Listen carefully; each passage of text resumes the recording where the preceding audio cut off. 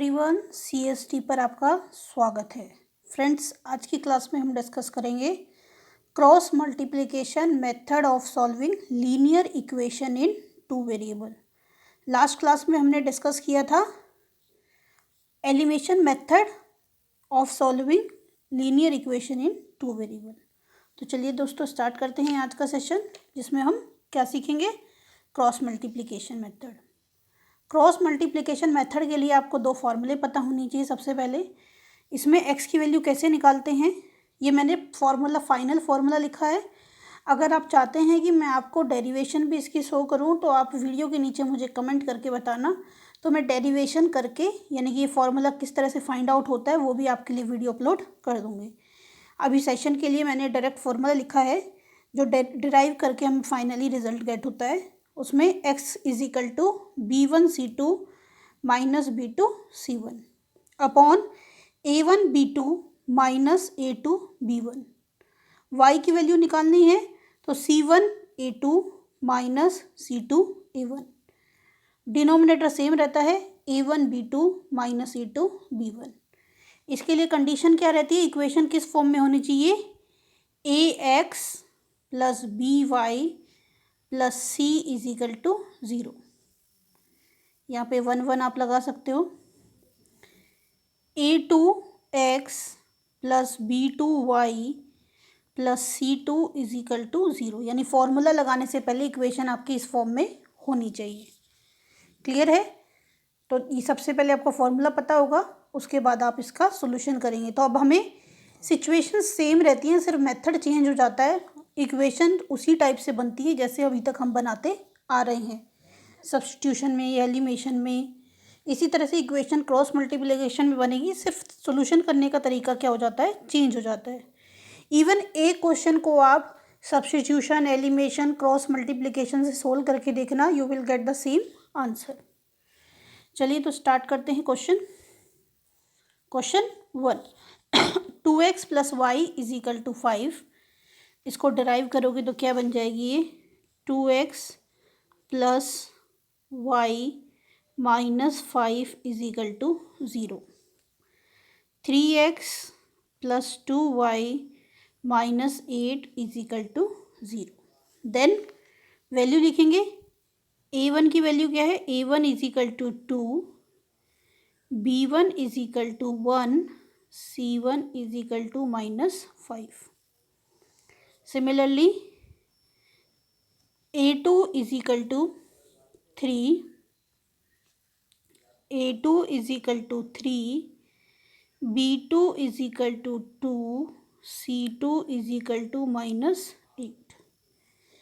अब क्या लगाएंगे, x का फॉर्मूला। x का फॉर्मूला क्या है, B1C2 minus B2C1 upon A1B2 minus A2B1।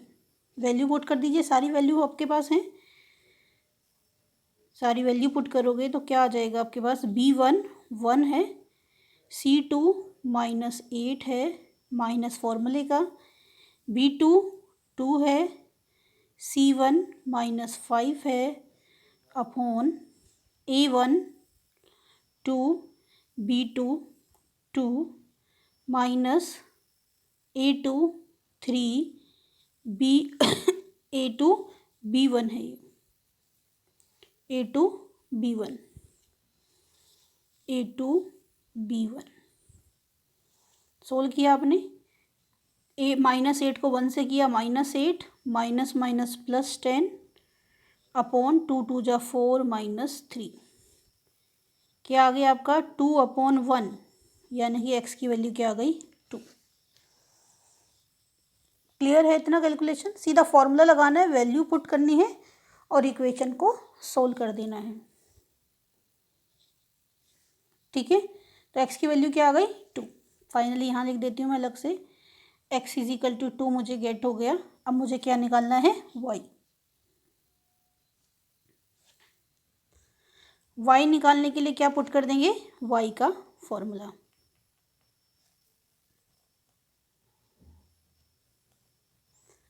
y का फॉर्मूला क्या बताया मैंने लेक्चर के स्टार्टिंग में आपको बता दिया है, क्या फॉर्मूला है y का? y is equal to C1A2 minus C2A1 upon A1B2 minus A2B1। C1 कितना है? C1 है आपके पास -5, A2 3 माइनस C2 -8, A1 2, नीचे वाला as it is A1B2 minus A2B1। 5 3 जा 15 माइनस माइनस प्लस 8 2 जा 16 4 माइनस 3, यू विल गेट 1/1 यानी कि 1। x की वैल्यू आपकी आ गई 2 और y की वैल्यू क्या आ गई 1।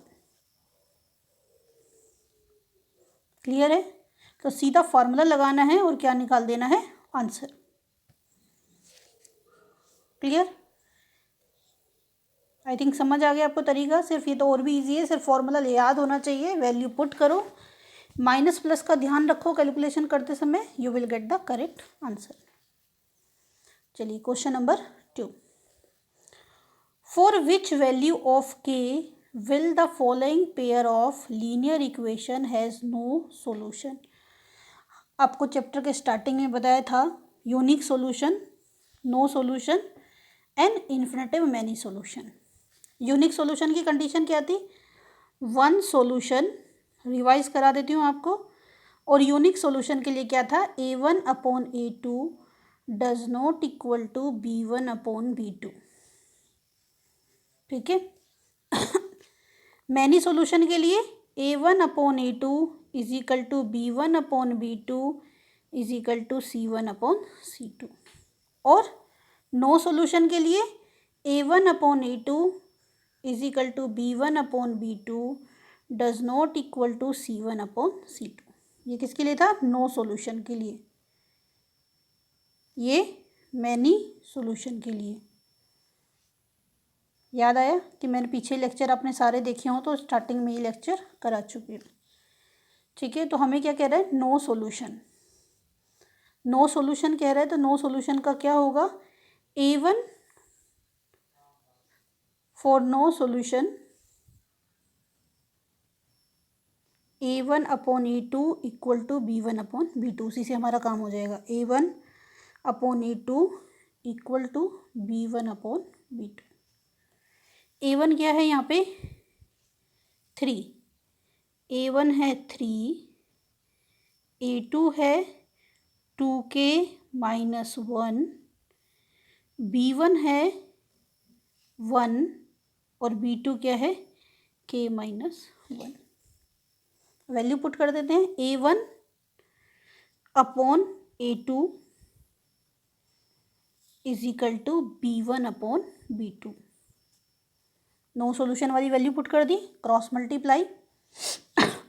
3 को k से किया 3k, 3k को 1 से किया 3 1 जा 3 इज इक्वल टू 2k को 1 से मल्टीप्लाई किया 2k, 1 को -1 से किया 1, k इधर ले आएंगे 3k minus 2k is equal to -1 plus 3। इधर -3 था, उधर जाके क्या हो जाएगा? +3। देन सोल्व कर दीजिए इक्वेशन को।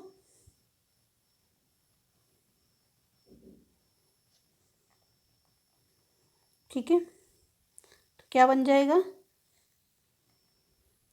ये बन जाएगा आपका k is equal to -1 plus 3 plus का 2। This is your answer.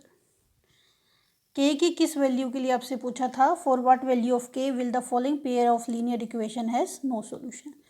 तो किसके लिए नो सॉल्यूशन होगा? k की वैल्यू 2 के लिए। ठीक है, क्लियर है? चलिए आगे बढ़ते हैं। Question number 3।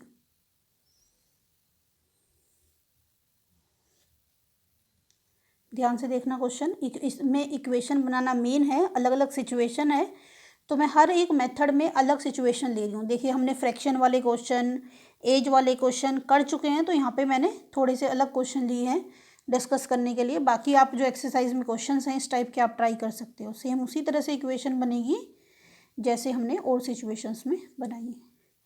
Place A and B are 100 kilometre apart on a highway.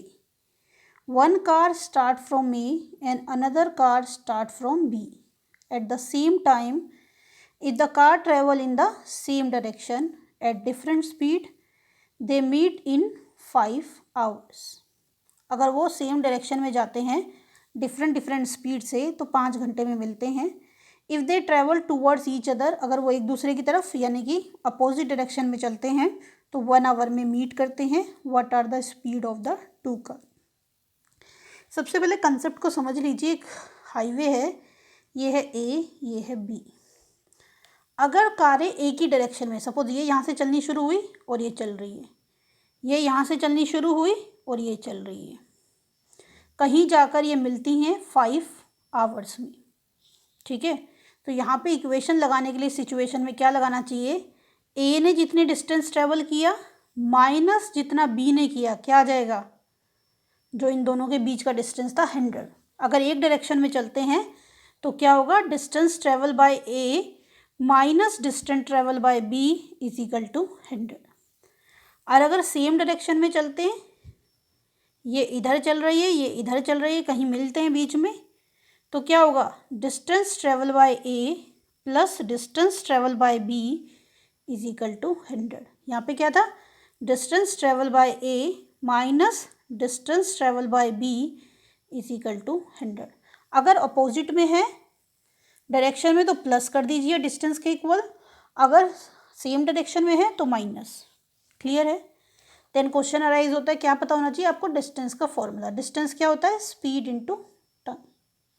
ठीक है, चलिए अभी इक्वेशन सोल्व करते हैं अपने क्वेश्चन के अकॉर्डिंग।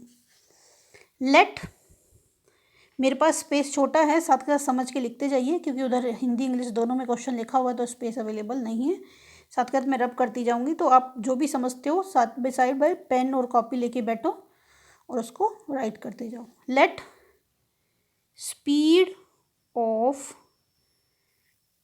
कार ए, सपोज उसको नाम दे देते car A. Speed of car A is equal to x kilometre per hour. Let speed of car B, speed of car B is equal to y kilometre per hour. ठीक है, x की speed हमने मान ली x ए car की और b car की y। Distance क्या होता है, distance is equal to speed into time. इतना मुझे बताइए, समझ आ गया कि नहीं। दोनों की स्पीड x और y मानी और डिस्टेंस होता है स्पीड इनटू टाइम। जो कंसेप्ट स्टार्टिंग में बताया उसको फॉलो करना है। देन इसके बाद नेक्स्ट स्टेप क्या होगा हमारा, नेक्स्ट स्टेप होगा अब इसके अकॉर्डिंग इक्वेशन बनाओगे। स्पीड x है और टाइम कितना लगा है, 5 आवर, तो क्या हो जाएगी 5x। सेम डायरेक्शन में जा रहे हैं तो माइनस आएगा, अपोजिट में जा रहे होंगे तो plus. Distance travel bye x यानी कि ए कार 5x, b 5y क्योंकि उसकी स्पीड y है और कितने आवर चले हैं 5। टोटल कितना है 100। 5 इसमें से कॉमन ले लीजिए ताकि इक्वेशन क्या आ जाए, शॉर्ट हो जाए। 5 कॉमन, 5 कॉमन ले लिया। देन क्या इक्वेशन बन जाएगी, x minus y is equal to 20। ठीक है, आपको पता है इक्वेशन किस फॉर्म में यूज़ करनी है हमें, तीनों चीज़ें इधर लाने के बाद। ये आ गई आपकी equation number 1। Similarly equation number 2 में क्या है, अपोजिट डायरेक्शन है और कितने आवर्स में, 1 आवर में। 1 into x x, 1 into y y. Same opposite direction में क्या करते हैं प्लस और सेम डायरेक्शन में क्या करते हैं माइनस, इज इक्वल टू 100। और ये क्या इक्वेशन बन जाएगी, x plus y minus 100 is equal to 0, equation 2। इतना मुझे बताइए क्लियर है कि नहीं। स्टूडेंट्स, मैं ये फ़ोन स्क्रीन पे करती हूँ तो आप साथ के साथ लिखते जाइए, बिकॉज मेरे पास इनफ स्पेस नहीं होता कि मैं एक ही चीज़ को सारी जगह पे लिखूँ। अपने ध्यान से इसको समझना है और करना है, ऐसे आपके लिए प्रॉपरली विजिबल होता है। That's why I am using this.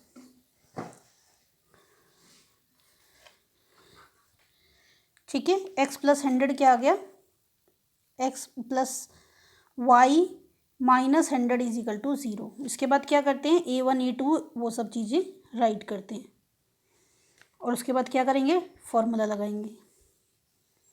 a1 क्या है, फर्स्ट इक्वेशन देखिए, a1 है 1, b1 है -1, c1 है -20,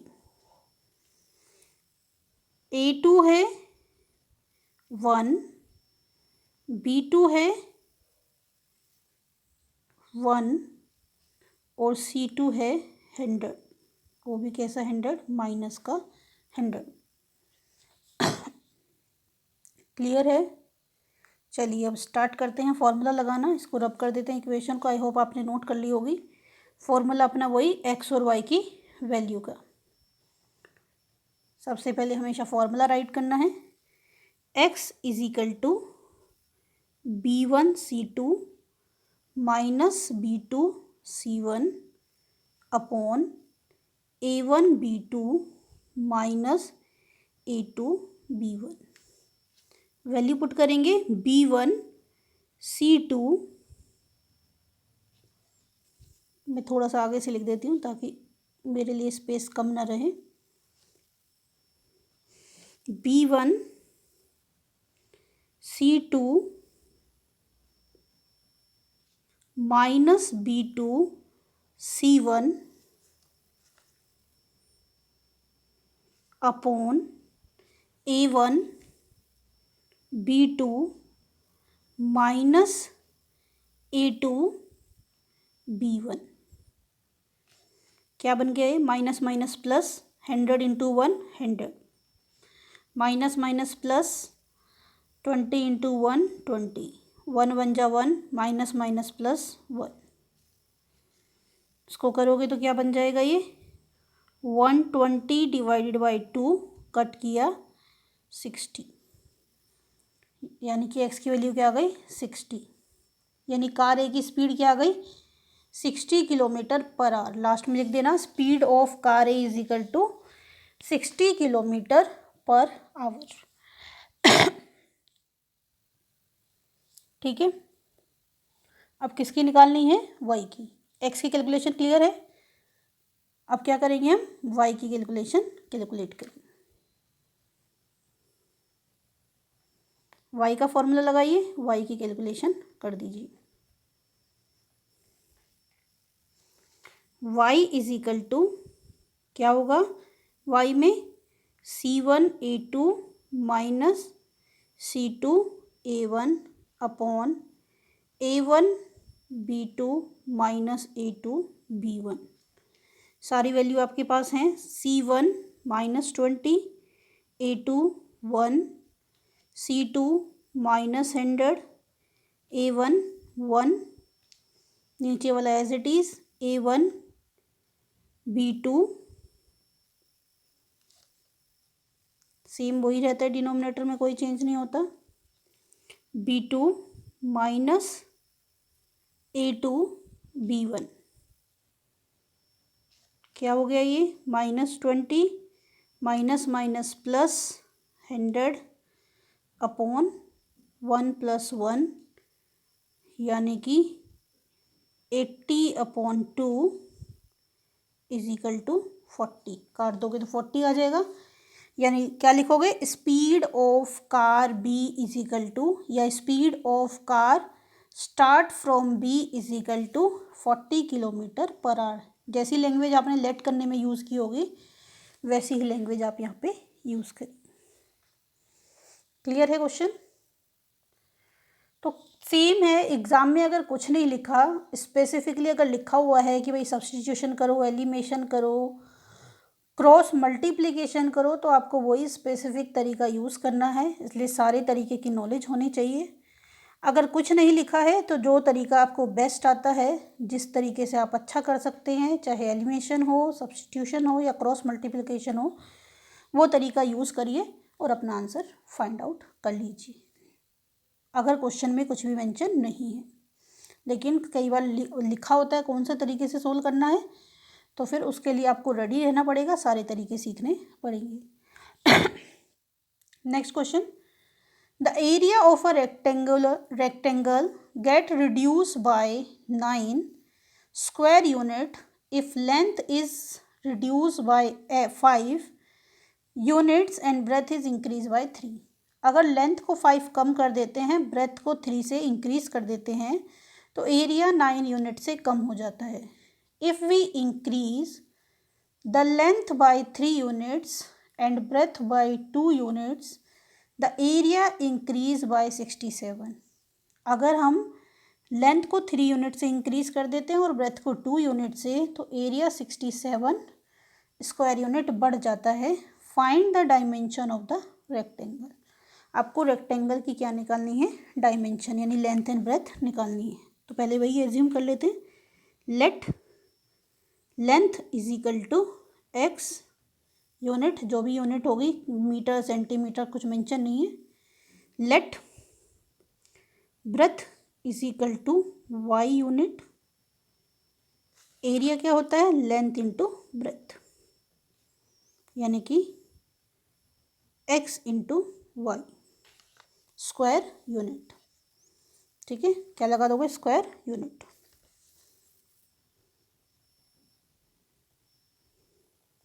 अब सिचुएशन के हिसाब से चलिए, अगर लेंथ को रिड्यूस करते हैं 5 से, लेंथ रिड्यूस बाय 5, एरिया वाले फॉर्मूले में लगाना है, ब्रेथ इंक्रीज बाय 3, तो एरिया क्या होता है, 9 कम हो जाता है। ये एक इक्वेशन है, सोल्व कर लीजिए इसको। एक्स को वाई से करोगे एक्स वाई, एक्स को 3 से करोगे 3y, 5 को y से करोगे 5y, 5 को 3 से करोगे प्लस माइनस माइनस 5 3 जा 15। ये एक्स वाई प्लस है, इधर आके क्या हो जाएगा माइनस, ये -9 है, इधर जाके क्या हो जाएगा +9 is equal to 0। Then x y से x y cancel, 3x minus 5y, ये -15y है और ये +9 है, क्या हो जाएगा -6 is equal to 0। Equation number 1, यानी कि एक्स वाई और -9 को लेफ्ट हैंड साइड ले आना है और सॉल्यूशन कर देना है। तो आपकी इक्वेशन क्या आ गई, पहली 3x minus 5y minus 6 is equal to 0। इतना मुझे बताइए क्लियर है कि नहीं। साथ के साथ समझते जाइए और नोट करते जाइए। बार बार मैं आपको बोलती हूँ मेरी स्क्रीन छोटी है तो मुझे रब करना पड़ेगा, एक साथ आपके लिए अवेलेबल नहीं होगा। जहाँ छोटे क्वेश्चन होते हैं वहाँ पे अवेलेबल पॉसिबिलिटी हो पाती, ठीक है। तो पहली इक्वेशन को हम लिख देते हैं ताकि हमें कोई प्रॉब्लम ना हो बाद में एनालाइज करने में। इक्वेशन आ गई है, इक्वेशन को मेंशन कर दीजिए। इक्वेशन है 3x minus 5y minus 6 is equal to 0। इसको मैं सेपरेटली लिख देती हूँ। अब इसके बाद का सोल्यूशन करती हूँ। तो इक्वेशन 1 थी, अब इक्वेशन 2 बनाएंगे एज पर सिचुएशन, जो आपसे बोला जाए उसके अकॉर्डिंग ये आपने बनानी है। तो इसके बाद जो हमने लास्ट स्टेप लिखा था इक्वेशन 1 के बाद आगे कंटिन्यू करोगे second situation. If we increase length by 3, अगर लेंथ को 3 से इंक्रीज कर देते हो, लेंथ क्या थी x, लेंथ को 3 से इंक्रीज कर देते हो और ब्रेथ को 2 से इंक्रीज कर देते हो, तो एरिया क्या है इंक्रीज बाय 67। एरिया 67 से इंक्रीज हो जाता है। x को y से किया, सेम उसी तरह से एक्स वाई, एक्स को 2 से किया 2x, 3 को y से किया 3y, 3 को 2 से किया 3 2 जा 6, ये प्लस एक्स वाई था, इधर आके माइनस एक्स वाई, प्लस 67 था, इधर आके -67 इज इक्वल टू 0। इतना मुझे बताइए क्लियर है कि नहीं। एक इक्वेशन आ गई, अब हम क्या निकालेंगे, दूसरी इक्वेशन। एक्स वाई से एक्स वाई कैंसिल हो गया, 2x plus 3y is equal to, sorry 2x plus 3y plus 6 है -67 है, क्या आ जाएगा -61। बार बार मैं आपको बताती हूँ, जब एक नंबर प्लस होता है और एक नंबर माइनस होता है तो हमेशा बड़े नंबर में से छोटे नंबर को माइनस करते हैं और साइन किसका आता है, बड़े नंबर का। क्लियर है। तो दूसरी इक्वेशन भी आपके पास आ गई, इसको हम राइट कर देते हैं दूसरी इक्वेशन को फर्स्ट इक्वेशन के साथ ही।